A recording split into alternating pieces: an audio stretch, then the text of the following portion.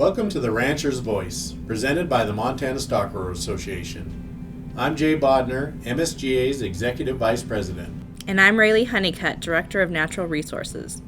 Join us for conversations surrounding policy, the legislature, and issues that matter most to ranching families in Montana. Welcome to this week's episode. This week we're moving into the second half of the legislature. So we're going to be seeing a lot of bills that we saw in the first half that have made it through those respective chambers, and they're going to be moving into the other chamber. And we're really starting pretty fast and furious with bills already this week and last week. And so there seems to be a lot of interest to move the whole legislative process pretty quickly. In addition to that, we also are having a lot of conversations, and the legislators are having a lot of conversations dealing with the COVID money that the state of Montana will be receiving out of the CARES Act money. And the number we're hearing is $2.8 billion that the state of Montana will receive over the next 4 years. So it's going to be certainly a lot of discussion of how that money gets allocated and gets spent. In addition to that, we're also going to have the new director of Fish, Wildlife, and Parks, Hank Worsech. So we're looking forward to an interview with Hank, and should be a great podcast. Definitely. Just a reminder, remember to subscribe to the Rancher's Voice, follow us on social, make sure to like, share, and comment on each episode. And if you have questions for us, send those to Kenny, Keni, at mtbeef.org. Yeah, and just another kind of an update. Our board of directors will be in town this week. So the Montana Stockgrowers Board of Directors, we have a couple days of board meetings, and we also have an opportunity to meet with the governor.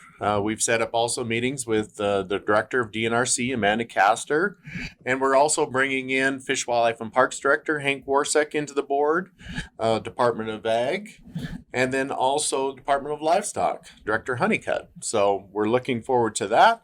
We're going to have the board have an opportunity to also meet with a lot of legislators on Wednesday night. So it should be a real great week for us as the Montana Stockgrowers Association. Yeah, definitely a busy and packed week of hearings and board activities. So let's chat a little bit about what happened last week.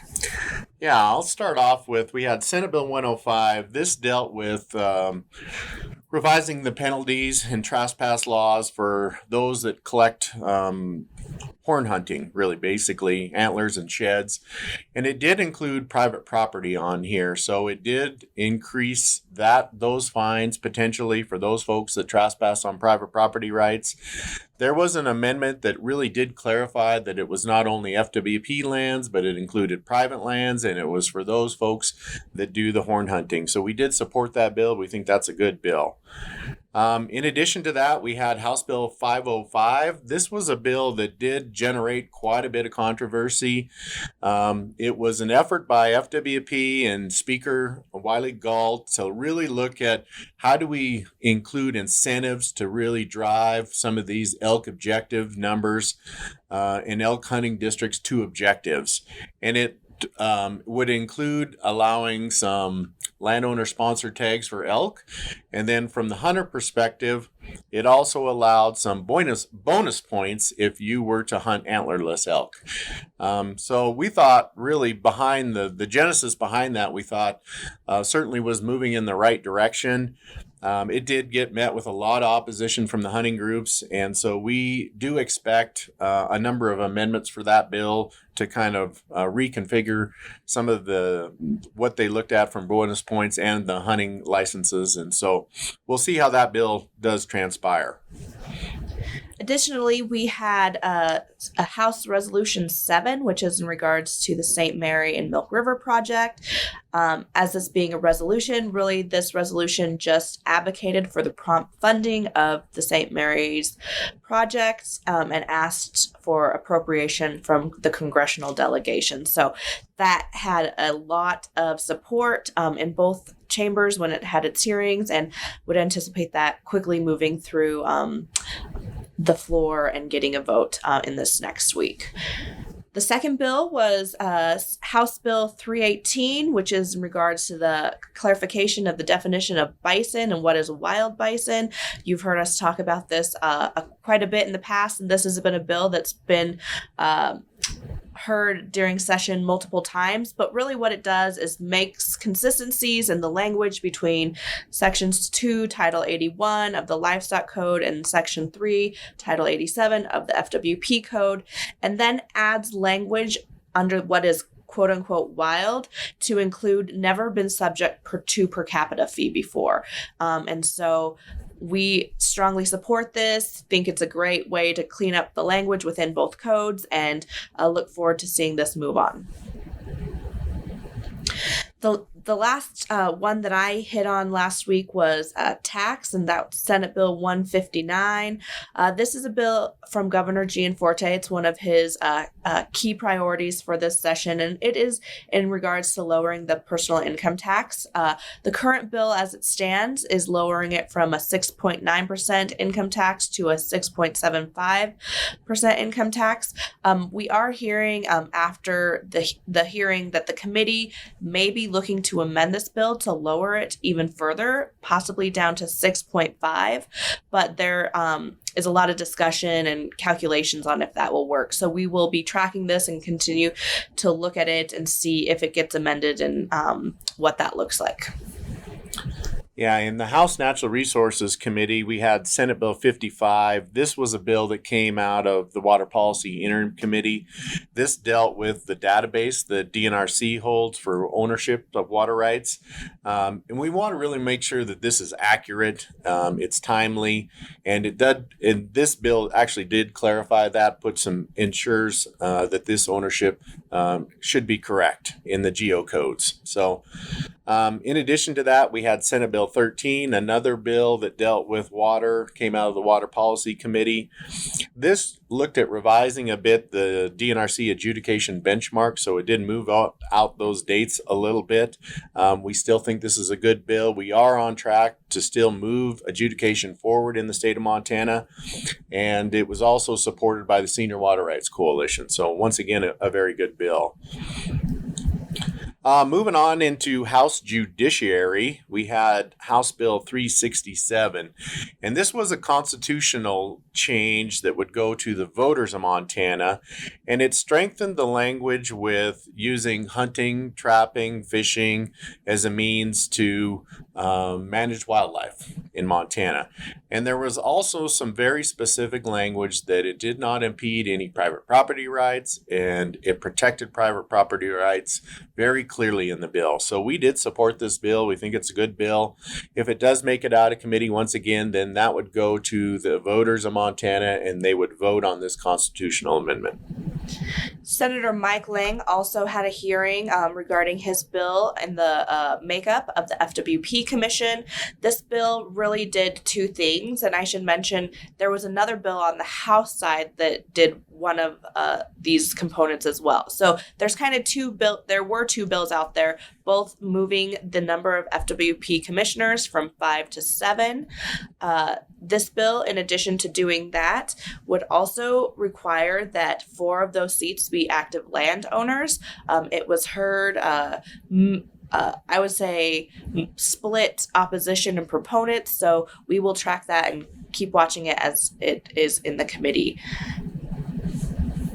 Lastly, on Friday, one of Montana Stockgrowers' priority bills did have its second hearing, and that is House Bill 554, which is in regards to national heritage areas and historic trail designations. We had a great turnout. We had, I would say, close to 15 folks come in support of the bill, and it was heard in front of the Senate Natural Resources Committee. Again, what this bill does is just say that the Montana State Legislature would have to pass approval before any designation could be made in our state outside of federal lands. We did work with the sponsor to kind of tighten up that language so that there is an amendment to that bill that just adds the wording prior to national designation, so that it is very clear that the process is that you would have to do that prior to getting the national designation. We did see some opposition, more than we saw in the first hearing, and mostly it was from folks that are working on the Bozeman Trail and people that worry about the trail designation. There is some federal language that they are saying kind of doesn't impact private property rights, but from our standpoint, we feel that any time that any private property rights are kind of put under this umbrella of designation, that needs to be approved by the state legislature. Yeah, once again, it's a very great bill, and it doesn't simply just prohibit things. It just makes sure that there is a thorough review for the legislature as these potential designations go through. So great bill. We're really excited about that one. Just kind of looking forward to this week. This week we have, starting in House Natural Resources, Senate Joint Resolution 7. And this once again was the resolution to remove the hidden pasture creek from the wilderness study areas. This bill, certainly we have a lot of support for it. We have policy that supports it. And basically this resolution asks for this to be removed out of here. And this, actually, we had folks from the Dillon area where this area rests come in and support this resolution too. So moving on, we do have in the Senate Ag Committee, we have a couple of bills. We have House Bill 336. This is the Interstate Compact, Cooperative Meat Compact bill. This was by Representative Brandon Lear. And so originally we did have opposition to this. There was a lot of opposition from the meat processors. The bill as originally was drafted would remove the funding for the state program, our state meat inspection program. It would have cost us nearly a little over $1 million. They did amend that bill, so they changed the contingency of that bill. So there's some provisions before this bill would become effective. And virtually that, in our eyes, addressed our concerns. So we're no longer in opposition to this bill. We do have House Bill, also in Senate Ag, we have House Bill 433. This dealt with brands and brand re-records. This was also brought by Representative Brandon Lear. And this bill does look at putting the Board of Livestock's policy into state law. We do have some concerns with this bill.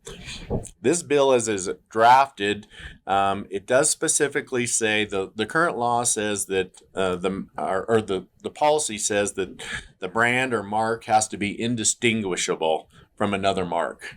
And this strikes that language and just puts the word different. So there are a lot of characters that are very similar. So we do have concerns with this specific language. We have met with a sponsor and we have met with the Department of Livestock. We're trying to work through some potential amendments with that bill, but as it stands, we are in opposition. In House Agriculture, we will be seeing House Bill 410. This is a new bill that we thought maybe was dying and not going to get a hearing early on in the session, but it has come back. And so this is a bill in regards to pollinators. And really what it does is it could prohibit ag or grazing leases from applying insecticides, which ultimately could also prohibit actually planting of crops unless wheat and barley would be considered, quote, native plants friendly to animal pollinators. So we will be opposing this bill this upcoming week, and it will be interesting to be a part of that hearing. Also in the House Ag Committee, Senate Resolution 11, which is regarding the Product of the USA labeling. This, and we've talked about a lot of labeling and placarding bills this session, but this is a resolution just to encourage USDA to only allow beef and pork that was born, raised, and processed within the United States to be labeled Product of the USA. USA beef or USA pork.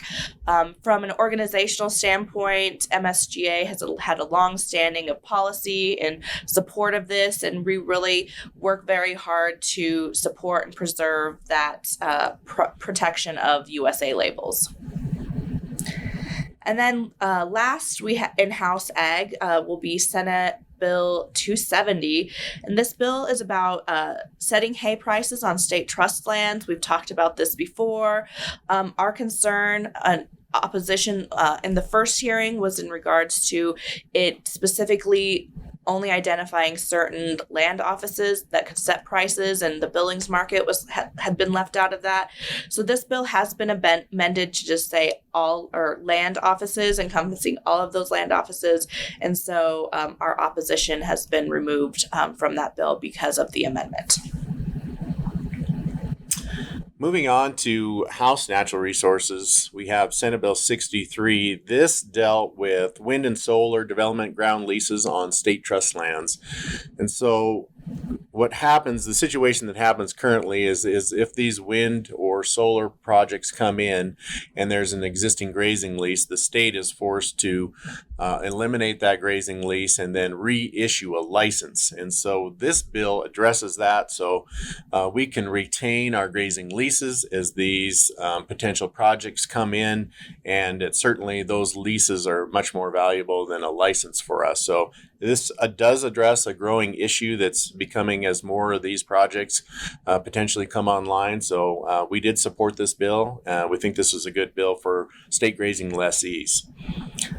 Also, in Senate Ag, we have Senate Resolution 87. This deals with some new appointments to the Board of Livestock. So we're excited to announce Jake Fettis from Belgrade for the beef position, and then Greg Witchman from Hilger for the sheep position. So we'll be in there supporting these two gentlemen and appreciate their efforts for moving forward as a potential confirmation. In addition to that, we also are looking at next week some more confirmations for the Fish and Wildlife Commission. And the members so this is Senate Resolution 88. This is going to be on the 23rd. This hearing is. Start off with Leslie Robinson, our second vice president for the Montana Stockgrowers Association, is on this list. We're excited to have Leslie on that list.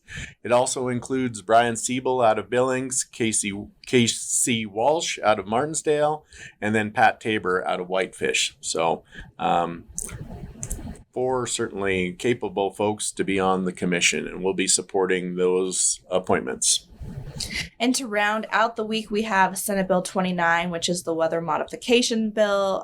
Again, we've kind of hit this a couple different times because it's moved around to a couple different committees, but really this just provides the process of weather modification processes and how they should be licensed, as well as clarifies any environmental reviews that must be conducted when weather modification occurs. And then Senate Bill 40, which will be heard in the House Natural Resources Committee, is in regards to the Montana Invasive Species Council. We heard this bill pretty early on in session, and it's come back, but really what it does is add the Department of Livestock as well as a representative from the Upper Columbia Conservation Commission to the current Invasive Species Council that exists. It's really important for us to have that Department of Livestock representative, which they had been a non-official member kind of currently, but this will be in an official capacity as they kind of oversee that feral hog component of invasive species. Yeah, so it'll be a busy week, as we mentioned, once again. This week, we do have the pleasure of inviting the new Director of Fish, Wildlife, and Parks, Hank Worsech. Hank's been previously worked for the department and had an opportunity to retire, but got talked into coming back. So welcome, Director Worsech. All right, welcome everybody. Today I'd like to introduce our next guest, the Director of Fish, Wildlife, and Parks, Hank Worsech. Hank, you are one of the few agency directors that have been appointed within the agency, and you've been with FWP for a number of years. And so maybe we'll just kick things off by just sharing a little bit about yourself to our listeners and a little background about you within FWP. Sounds good. Well, first of all, Jay and Raylee, I really appreciate this opportunity. Look forward to working with you guys in the future, working with stock growers. A little bit of my background is I grew up in northern Minnesota, and my brother had actually moved out to Montana in 1970. And he was 15 years older than I was. So whenever I had an opportunity, I'd come out and spend some time here. So I went and ended up going in the Marine Corps and travel all over to the station in Washington. And I always drive through here to go back to Minnesota, and decided when I got out, this is where I wanted to be. So I got discharged in 1990 after 10 years of being in. I messed my back up, so I got discharged. And this is a place I brought my family. And no job, no prospects of jobs, anything. We just headed west and enjoyed it, and it's worked out really good for us. I wouldn't want to be any place else. And one of the things they taught us in the Marine Corps is when you go out into a different community, that you blend in with the community. You don't come in and try to make changes the way you think it should be. And I picked Montana because I love the way of life. I love the people here, and it's the best move I ever made, and I really appreciate it. But when I got out here, I ended up getting a job with Wesco company for a little bit. Then I worked for the state fund as an insurance adjuster, as a claims adjuster for the state. Then went to the Board of Outfitters from there, did that for 3 years. And from there, I went to Fish and Game, and I did that for 17 years. And Fish and Game, I was a head of licensing. So I did all the drawings and got people, everybody was mad because they didn't get a tag, called me. I took care of all those issues when they're all upset and talked them through it. And and tried to focus on customer service the most I could on getting this stuff done. And, then I retired. I was a legislative liaison too. I did that for probably 5 sessions up there, working on that and building relationships with the legislature. That is, I think it's paid back in dividends on this with me coming over here because they know who I am. And like I said, I retired then after the last session, and I was enjoying life. I was actually should be in Arizona right now. Because a friend of mine down there, and he's mad at me because I'm not down there with him and his wife. And I had this opportunity, and I was told by a bunch of people to put in for it, so I did. And I thought they were just being nice to me. I didn't think I had a chance. And lo and behold, after 4 interviews, I got the job. And I will tell you, I probably asked the governor and his committee as many questions as they asked me about what I was getting into. And I got to say, I'm totally impressed with the governor and how he's putting a team together. You're going to see, I believe you're going to see a major change in the way we do business as a state. And a case in point with that is all his directors are working together as a team. It's a camaraderie I haven't seen in many, many years. I haven't seen it since I've been in the Marine Corps, that we have a team effect of getting things done and working with each other and relying on it. So one of the examples is DNRC and I, the director there and I are tied really tight on this stuff, DEQ, everybody. And we want our people to work together as well. You're all aware of the kind of the butt heading with different agencies in the past. I don't think you're going to see that in the future. I think it's moving away from that. And just some good things going forward. And I look at this as an honor and a pleasure. And his focuses are right in line with what I want to do. I mean, customer service, treat people with respect, do it the best we can for the state, take care of the resource. And I told everybody, to me, coming back to the department is like coming home. I love the department. I love what they do. And if I have an opportunity to make it better, I'm going to do that. And that's where I'm at on this thing. So once again, it's an honor and a pleasure to be here. And I look forward to working with people and meeting people. I had to come during this COVID thing, so this stuff is all strange to me. So, doing these meetings, Zoom, and doing all this stuff like that, I'm used to it. This is kind of nice because I can see you guys better, but I like sitting across from somebody, reading their body language and being just upfront and honest with them.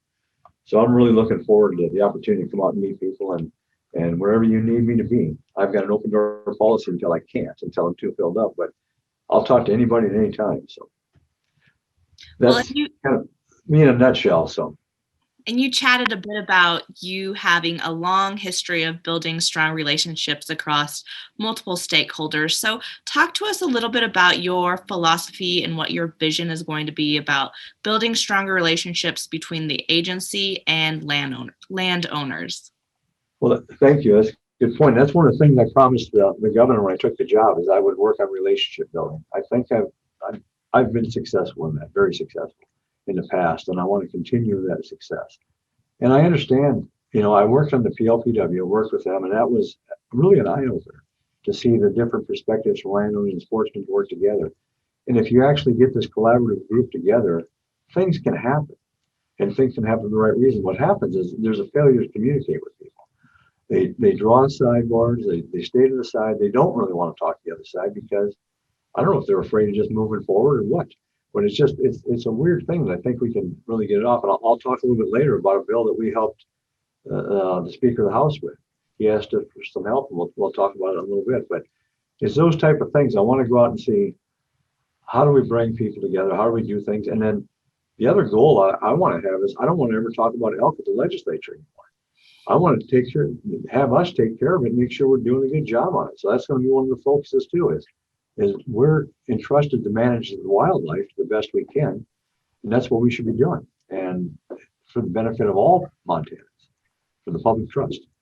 So that a good answer? That help you? Well, Director, Great. Director, yes, that's wonderful. One of the things you did mention is elk, and that is a hot topic among many landowners across Yes. Montana. And we do certainly have a very healthy population. And you did mention one of the bills that you're working on, House Bill 505, and certainly we were one that was invited to the table, but you invited a lot of other stakeholders to the table, and working with the Speaker Galt on that. And maybe you could just go into a little bit of detail about kind of your philosophy on that bill, and how that bill might work.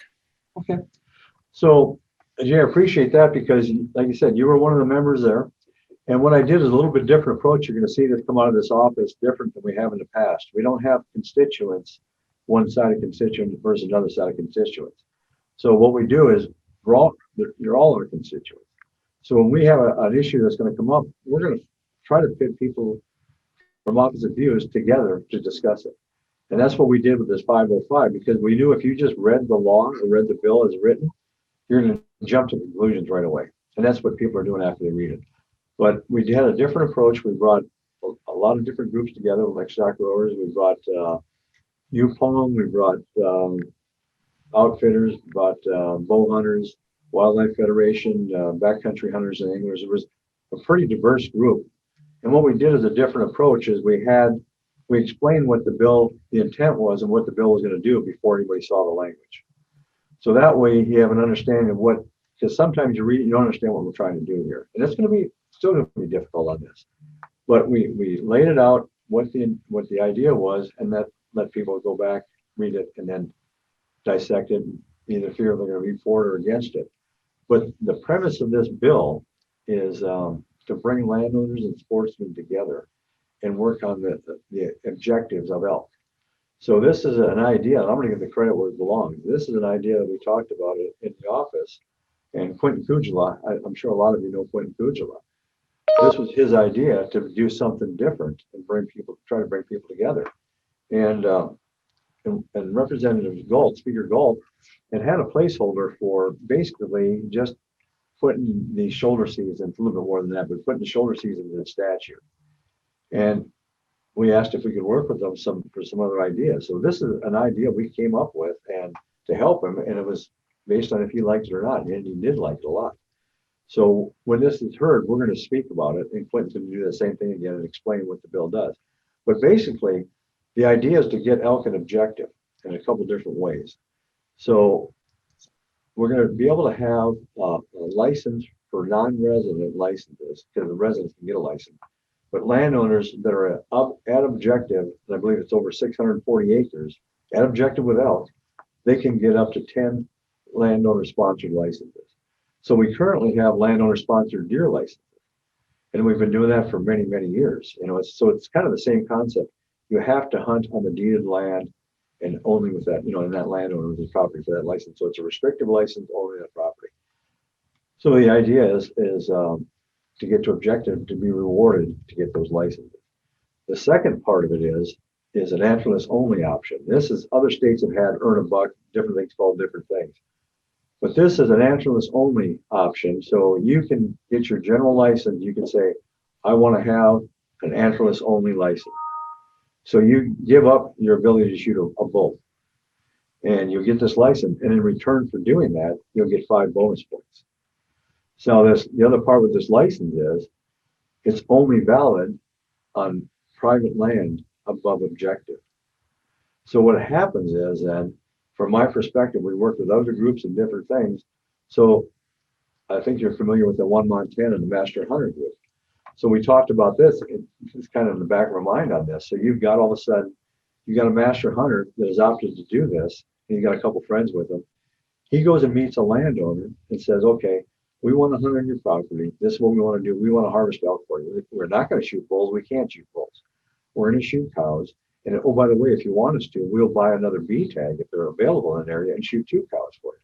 But we want to be not invasive by any stretch of the imagination. Just tell us where to hunt. We'll take care of ourselves. We'll do a good job and build that relationship up. So hopefully those will help take the numbers down on elk in that area, and they'll be able for landowners to use more of a trusted tool. And like I said, then with the bonus points, the people that forgo that for a couple of years will build up bonus points where they can put in for a coveted tag and gain that, have a better chance at it. So that's kind of a 30,000 foot look at it, and what the intention was and what the things behind it are and the motivation behind it. So I've been all about trying to get people to talk to each other. And one of the other things kind of in line with this, I brought up my confirmation hearing, is I want to get a part of our hunter education, a part where you have landowner relations. And as a kid, as you're learning this stuff, or as an adult coming in and state hunting, that you understand what it means to be a landowner, what they give up, and what it is that the stewards of the land, and how important they are, and be able to say thank you and ask permission, not be afraid to ask permission. And I mentioned that block management is a great tool, but it's, from my perspective, been a little bit detrimental to the landowner sportsman relations, because you don't have to ask anymore in a lot of places. So people take the path of least resistance. So this is a tool to me to try to bring them together. And so I hope it goes through. We really want it to go through. I'm sure it'll be amended somehow, but we wanted somewhere to start and get people off dead center. We don't want to continue doing it the way we've always done it. I mean, we're not going to gain anything by doing it the way we've always done it. Just more elk being born and more elk problems. So, like I said, my goal is to never discuss the elk again at the legislature, is that we can handle it here. So, yeah, Director, one of the things that I think we were most impressed about in that bill is it was just all incentive based. It was, we're going to try to reach a goal, we're going to try to reach objectives, but we're going to do it by providing incentives both to the landowner and both to the hunter. And I think that approach is just a real positive approach that I think is going to be met with a lot of success from both landowners and sportsmen. So we applaud your approach as you drafted that. Well, I appreciate that, Jay. And like I said, I'm giving the credit to Quentin. And Quentin and I have worked together for a long time. He's got some great ideas, and that's the kind of stuff we want to do is bring this up for win-win situations. And one of the things with the quota, we talk about being at an objective. So one of the things we talked about when we were running this idea around is nothing means that the landowners can't get together and say, this objective is too low. We need to bring it up. That's another way of getting that number down. So it goes then more to tolerance. What is the tolerance in a hunting district, per se? That we got landowners talking amongst themselves and say, and I brought this up from the speaker a couple sessions ago when he said, Hank, I'm 900% over objective. I said, yes, sir, but what would 100% look like? He goes, well, we can't go there because, there's a demand now. People are used to doing this. They're used to seeing elk. It's changed it. So do we look at what is the tolerance and what should that be? And then the commission could adjust that and say, okay, you guys have worked together to meet this, and now you get rewarded for doing it. So there's more incentives than it just appears on the bill. So you mentioned the commission, and I kind of want to hop on that thought process really quick. So there are a couple bills this session related to the FWP commission and its makeup. We don't necessarily want to talk about those bills specifically, but for many of our listeners, they might not completely understand or know what the role of the commission is, how they work, and how decisions are made between them and the agency. So can you kind of walk us through how that all works with the commission? Yes. So real quick, I'll explain the Trust Doctrine. What the Trust Doctrine is how we manage. So what you have is trustees that manage for the wildlife. And the trustees are the legislature, the governor, and the commission. So they make the laws that we then, as an agency, implement and follow and enforce. So if it's and the legislature has also given the commission the authority to have a commission. So they deal with things like season setting, the regulations, all those things like that. They're based on science-based. They're brought forward, and they have, I believe it's like 6 meetings a year. or 5 or 6 meetings, depending on what the topics are. And we have the same thing at the board for the Parks Board. So it's kind of the same scenario. They can give us direction on how to do things. And then we have the administrative part, which is I'm responsible for, things that just the day-to-day business and need to run, the hiring and firing people, the things like that. That falls under me and the executive director or the executive branch. So the commission, like I said, things are brought in front of the commission. They hear it, they do public comment, then they make a decision on it, and then we implement it. So one of the things that I'm going to expand on this too, as I'm working on it right now, is we have what they call CAC members in each region. That's a citizen advocacy council, and they make recommendations to the department and the commission. So what I want to do is change that a little bit more, have a standard makeup throughout the 7 regions, and we're working on the charter right now, and have the membership, and that's where they would vet, for example, the season setting. Instead of having meetings around the state with biologists, and a small group of people from the department, this would be have the meeting at the region level for the region. It's like, say, for example, they're working on the regulations for 2021. They would have the regulations out there. The biologists would make the recommendation. They would set it up just like a statute or a draft or a bill, underline it, cross it out, whatever they need to make the changes. That way, everybody's working off the same sheet of music. That would be sent out to the public to look at. They could follow along. They would have a meeting at the CAC. You could call in. So if it's Glasgow and I hunt in Glasgow, I can come in and make my public comments there on what they're doing. That then would be brought by the commissioner. It's just advisory.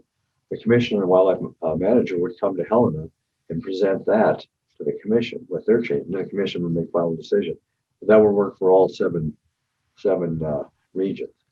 And so actually the bills that are going through with the 7 commissioners would benefit what we're trying to do with this. So, for us, we're going to react any way we do this, but actually having 7 different commissioners in the 7 regions would help this process.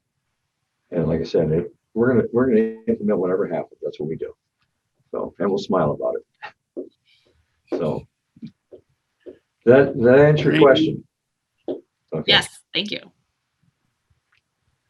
Just kind of switching gears a little bit, wanted to talk a little bit about your agency does some of the capture and elk testing for brucellosis around the designated surveillance area. And then I also know that certainly chronic wasting disease, CWD, is also something that your agency has been spending a lot of time and effort on monitoring that. And wondering if you could maybe just provide us a couple of quick updates on those 2 issues on the disease front. Yeah, and I had Quentin just write me a quick note on that thing because I wanted to find out what was going on. It says,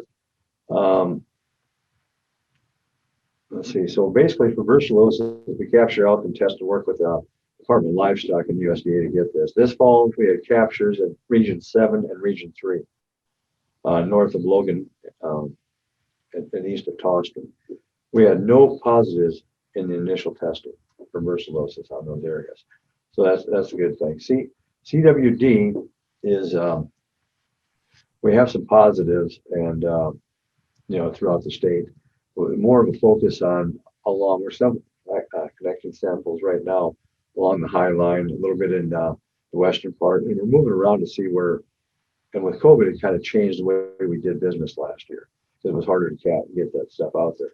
But we are looking into it. We're checking it all out and all those things, and we'll keep you apprised of what happens with that. But personally, I just kind of wonder how much of this is, as we start looking, we find stuff. So how long has it been here until we started looking for it? I don't know. But that's something we need to try to figure out as well. But we are going to be diligent on that. And and I can get a map together and send it to you, Jay, of what it looks like for CWD to send out to your membership if you want to. Would that help? Yeah, that'd be wonderful. And that is, so on the positive side, you didn't, or the positive note that you did not find any positives on those elk brucellosis tests on the edges of the DSA. So that's something that we like to hear that. So do we. So we also wanted just to touch base with you on the Red Tape Task Force, and we've talked in our different podcasts with a variety of different directors on their plans for the Red Tape Task Force and how excessive regulation is going to be identified. So share with us a little bit about what that looks like for your agency and how you guys plan to implement reviewing red tape. Okay. Well, thank you for that. And that's one of the things that as soon as they started the governor, obviously it's a big issue with him. And I couldn't agree more. So just for example, case in point, we have arm rules in the books that point to a statute that has been repealed 15 years ago.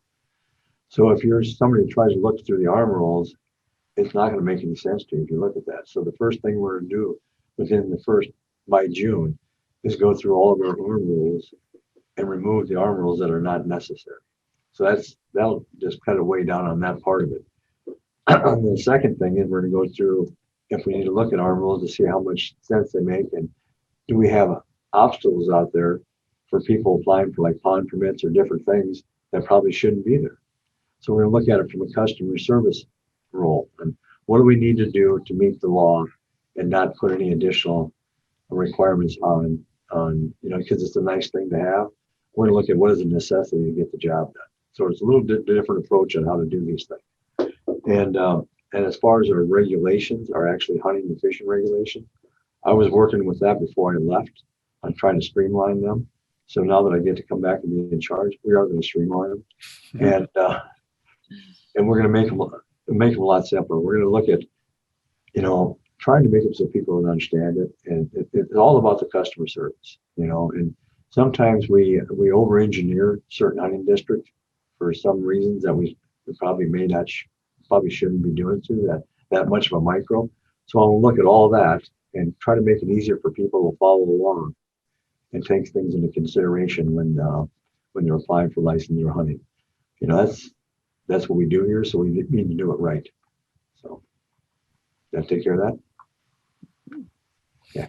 Well, Hank, I would like to once again just thank you for joining us, and I would like to take the opportunity to have you join us at our mid-year meeting or our convention, and we'll certainly coordinate those efforts with you. But I think certainly the message you provided today, I think, is going to be met with a lot of positive attitudes from landowners across the state. So we're certainly, there's so much interaction that happens between wildlife and landowners, and we really do think that it's critically important to have that strong working relationship with the department and landowners, and we really look forward to continuing to work with you in the future.